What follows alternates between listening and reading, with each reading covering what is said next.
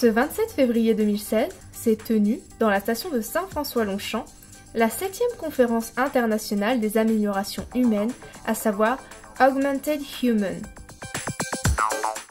De nombreuses nationalités s'étaient donné rendez-vous afin de présenter leurs inventions en rapport avec les sports d'hiver.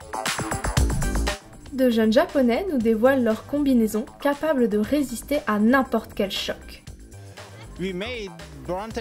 Nous avons fabriqué cette combinaison afin de protéger le corps contre tout type de choc. Celle-ci détecte les réactions du corps et permet de le protéger au mieux.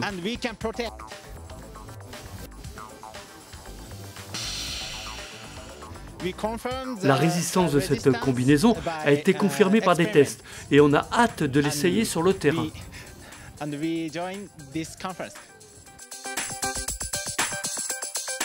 Puis vient le tour d'un Suisse qui nous montre le fonctionnement de son casque capable de détecter les mouvements à l'arrière de la tête.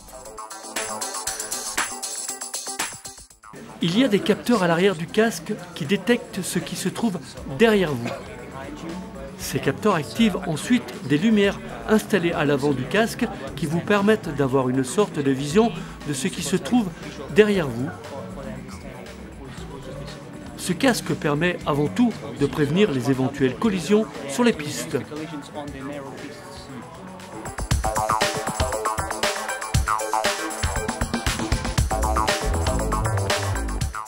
Celui-ci nous montre également son concept des lunettes connectées ainsi que son application intégrée.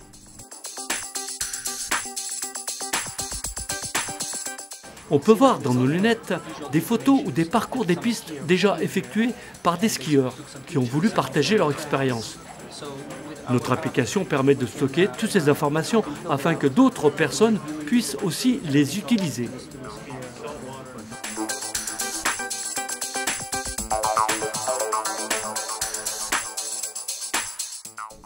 Les Français ne sont pas en reste, avec Jean-Marc Glaude qui est venu avec son invention. Alors il s'agit du Ski Mojo, qui est un exosquelette qui permet de prendre en charge un tiers du poids du corps, qui va réduire la pression sur les genoux de l'ordre de 40% et qui va retarder la fatigue musculaire. Ça va permettre aux skieurs de faire davantage de ski. Ça va aussi prolonger sa carrière sur les skis puisqu'on va véritablement éviter d'user les cartilages de manière trop importante. Et puis ça va remettre sur les skis pas mal de personnes qui souffrent d'arthrose au genou ou de problèmes de ménisque et qui bien souvent sont obligés d'arrêter le ski suite à ces soucis. Ça va aussi permettre à certains sportifs de revenir plus rapidement sur les pistes. Et donc c'est un produit qui est déjà aujourd'hui commercialisé en France notamment, et ce depuis l'hiver 2014-2015 où nous avons fait essayer plus de 200 personnes et où plus de 160 personnes ont fait l'acquisition de ce matériel. Donc on a une expérience quand même relativement importante avec ce matériel, et certaines personnalités du ski l'ont essayé et l'ont approuvé. Je pense à Pierre-Emmanuel Dalsin, qui est un Maurianais lui aussi, ou un haut alpin un peu connu qui s'appelle Luc Alphand.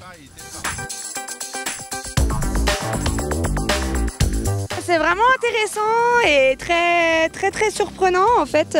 J'avais le ski, il divergeait carrément. J'avais l'impression qu'on me poussait à la chaussure en fait. Mais c'est vraiment pas mal, hein. Je pense que pour les gens qui ont des problèmes de genoux, c'est vraiment...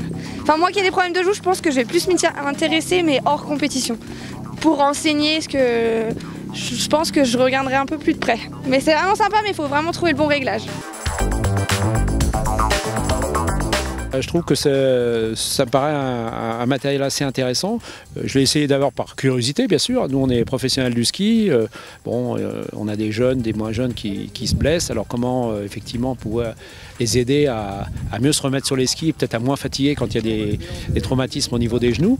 Et puis peut-être aussi, c'est sûr que quand on a les anciens moniteurs qui font 8 heures de ski tous les jours, peut-être que les genoux fatiguent un peu, ça peut peut-être aussi les aider, je ne sais pas. Donc c'est à voir, hein. Bon, c'est sûr que c'est un test aujourd'hui, il faut voir un peu sur la durée, mais ça, effectivement, ça provoque des sensations un petit peu de soutien qui sont quand même pas inintéressantes.